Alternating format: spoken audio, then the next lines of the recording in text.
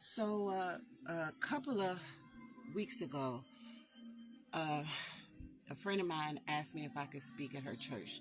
They were having something at their church, and she wanted me to speak on holiness and asked me if I would. And I felt like a deer in headlights.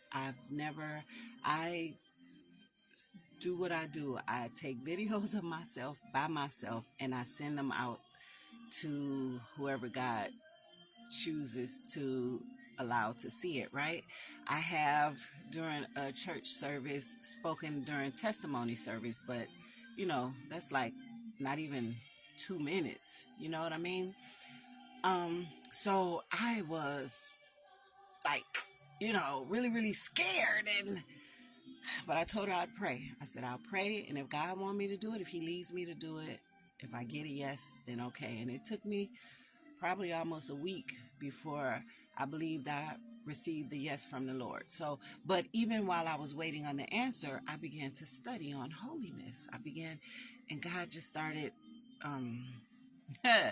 dealing with me concerning holiness, and things were coming at me, and God was checking me for, He was allowing me to see where I was concerning holiness. So, a couple of days ago, it was the day of the service.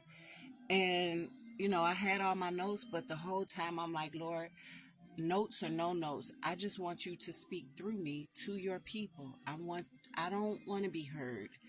I want you to use my voice but you speak to your people. And that morning I woke up and what I heard was, I want you to give your testimony. Okay. I thought, I don't know what my testimony got to do with holiness, but okay, Lord, if you say it, then that must be the best thing. So the time arrives. I get up on the platform and I say exactly that. God told me to share my testimony. And I began to share my testimony.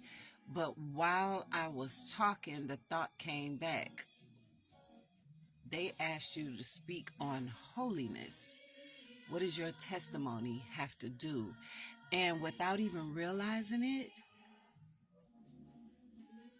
I stopped giving my testimony, and I began working off of my notes. Immediately when it was over. And it happened so easily. It happened so casually. I felt like, God was leading me. And but I moved in disobedience. I said what I wanted to say. I did not say what God told me to say. And so afterwards, people were, that was good and you did good and all of that.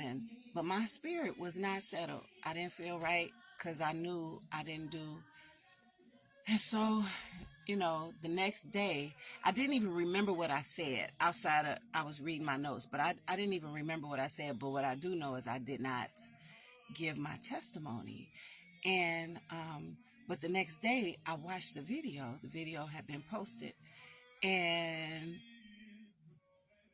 other people saying, well, and even if you didn't, next time you'll be next time, but my spirit was not settled. And I watched the video and I'm trying to feel settled in my spirit. And I wasn't. I wasn't settled in my spirit, but I'm trying to be, right? And so I sent it out to my family, and show. But then I felt even worse for sending it out. And what I heard the Holy Spirit say to me, because even in my notes it talked about I wish I had it in front of me, but I don't. It talks about Aaron, the priest, Aaron, Moses' brother.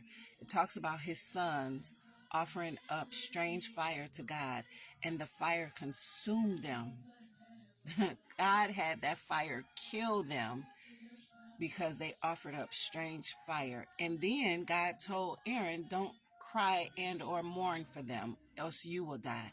When I tell y'all God is serious about what he's serious about, and we take for granted that because he's merciful and because we're living in a time of grace, that he doesn't consume us with fire immediately, that we're okay and God forgives. All of these things are true. He does forgive. He is gracious and he is merciful. He's serious too, though. He is serious. He's serious about what he's serious about. And he's given us time to get it right, but he is serious. And when the time comes, you're going to realize how serious he is. You're going to realize, and then you're going to wish you would have been moved in obedience, lived in obedience. When I tell y'all I felt so bad, God checked me and he let me know exactly, like, you did not do what I told you to do. And then, like I said, I felt bad because I was sending the video out as if I did something. And I sent the video out.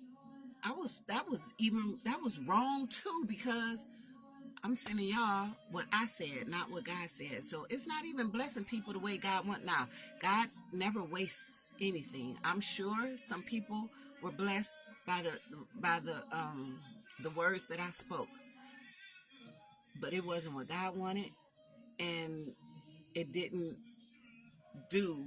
My words were not God's words, and so it wasn't as effective as it could have been. And I am ashamed.